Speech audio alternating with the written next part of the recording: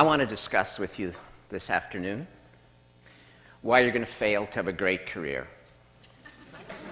I'm an economist. I do dismal. End of the day, it's ready for dismal remarks.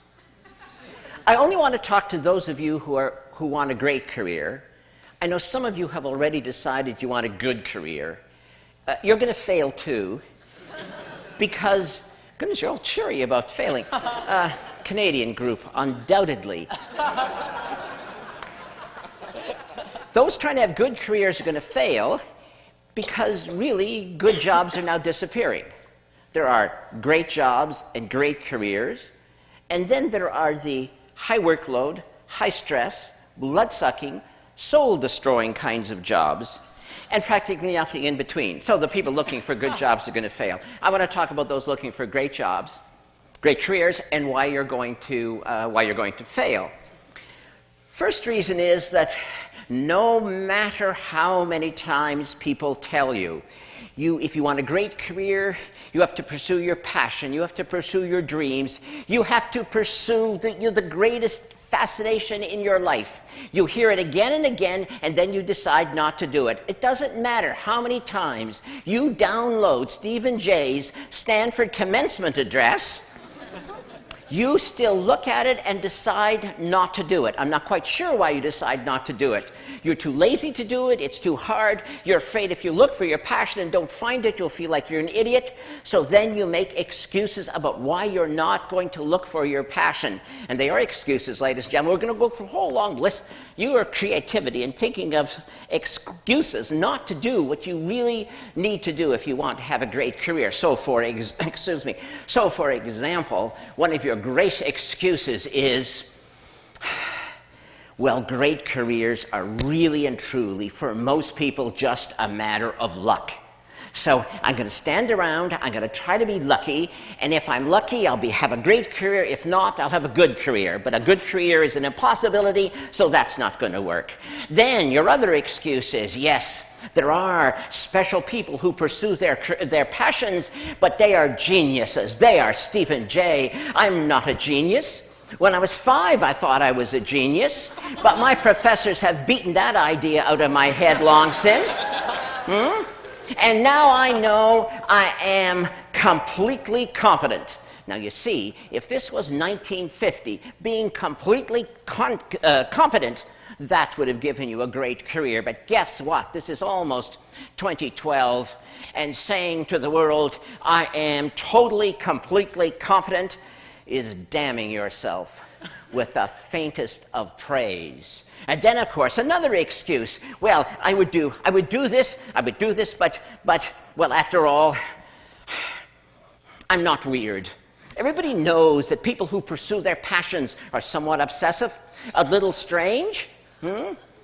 Okay, you know, a fine line between madness and genius. I'm not weird. I've read Stephen Jay's biography. Oh, my goodness. I'm not that person. I am nice. I am normal. I'm a nice, normal person. And nice, normal people don't have passion.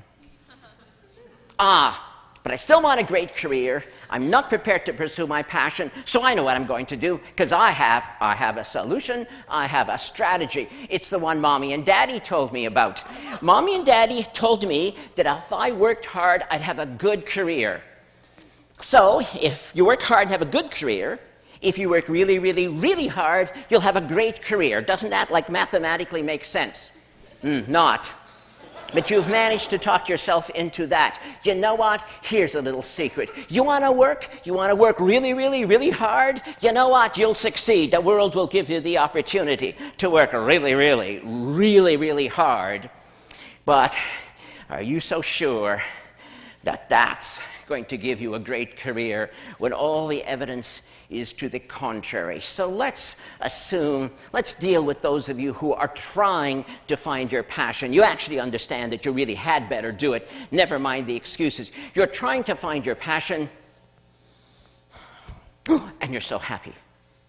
You found something you're interested in. I have an interest. You tell me. You say, I have an interest. I say, that's wonderful. And what are you trying to tell me? Well, I have an interest. I say, do you have a passion? I have an interest, you say. Your interest is compared to what? Well, I'm interested in this. And what about the rest of humanity's activities? I'm not interested in them. You've looked at them all, have you? No, not exactly. Passion is your greatest love.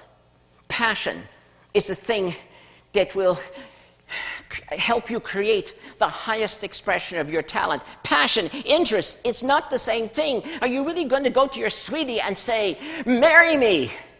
You are interesting. Won't happen. Won't happen, and you will die alone.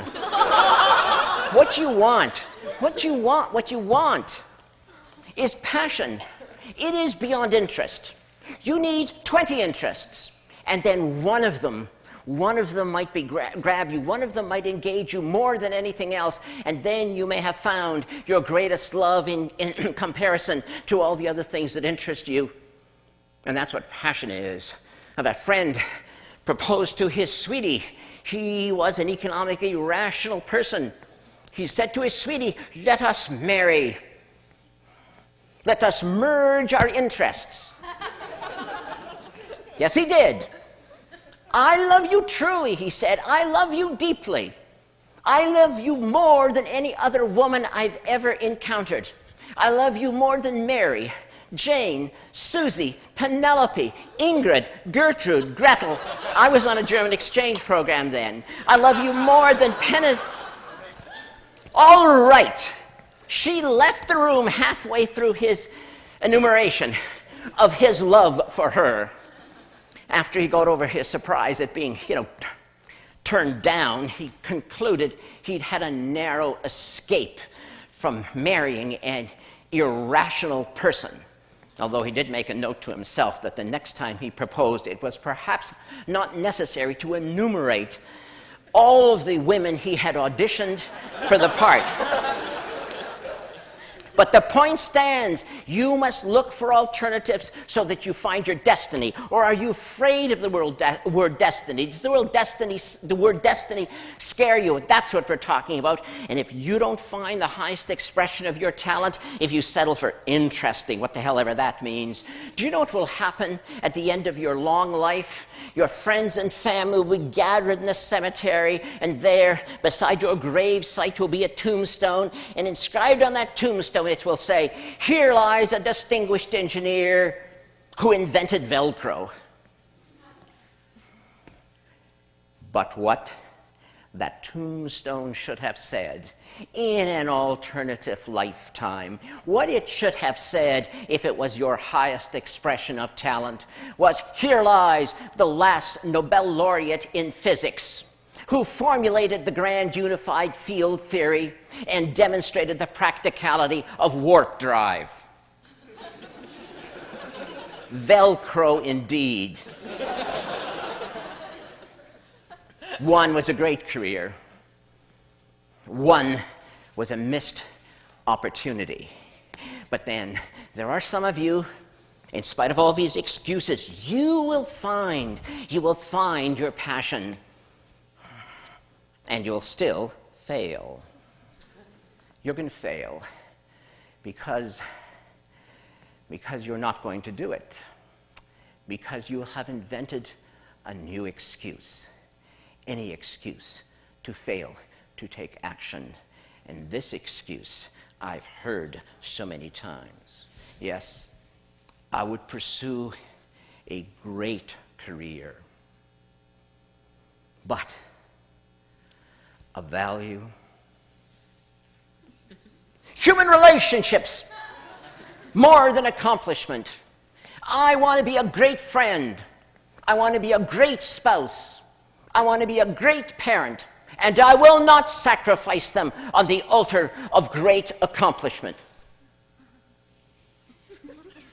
What do you want me to say? Now, do you really want me to say now, tell you, really, I swear I don't kick children?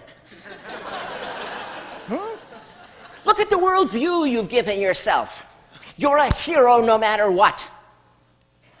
And I, by suggesting ever so delicately that you might want a great career, must hate children. I don't hate children. I don't kick them. Yes, there was a little kid wandering through this building when I came here, and no, I didn't kick him. Of course, I had to tell him the building was for adults only and to get out. He mumbled something about his mother, and I told him she'd probably find him outside anyway. Last time I saw him, he was on the stairs crying. What a wimp.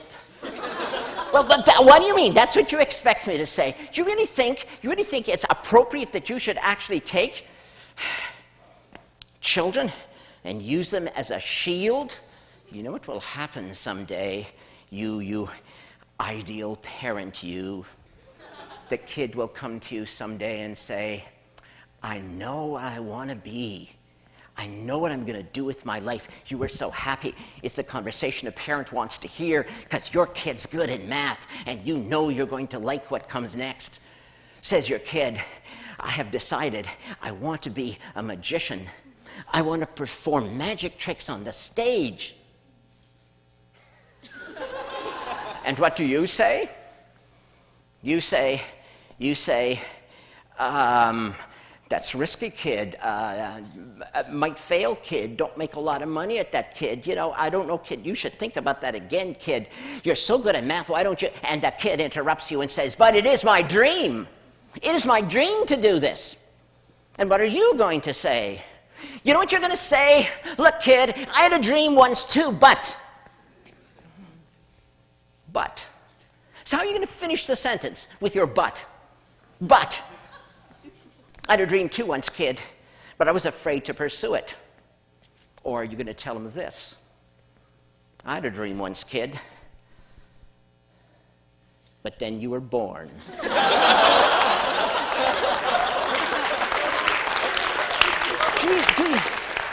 Do you really want to use your family? Do you really ever want to look at your spouse and your kid and see your jailers?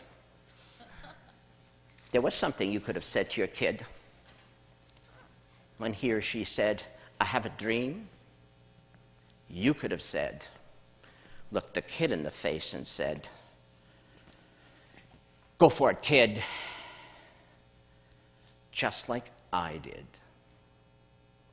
But you won't be able to say that because you didn't. So you can't.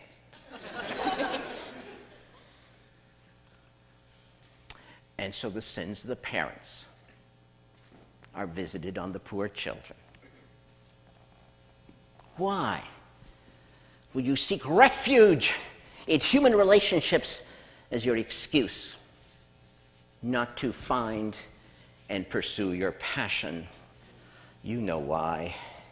In your heart of hearts, you know why, and I'm being deadly serious. You know why you would get all warm and fuzzy and wrap yourself up in human relationships. It is because you are. You know what you are. You are afraid to pursue your passion. You're afraid to look ridiculous. You're afraid to try. You're afraid you may fail. Great friend, great spouse, great parent, great career. Is that not a package? Is that not who you are? How can you be one without the other? But you are afraid. And that's why you are not going to have a great career. Unless that most evocative of all English words, unless. But the unless word is also attached to that other most terrifying phrase.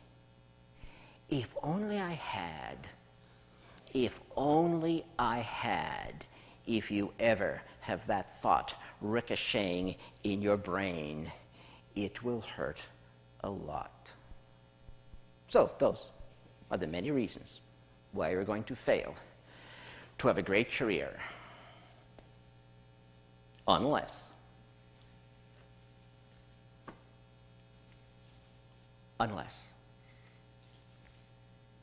Thank you.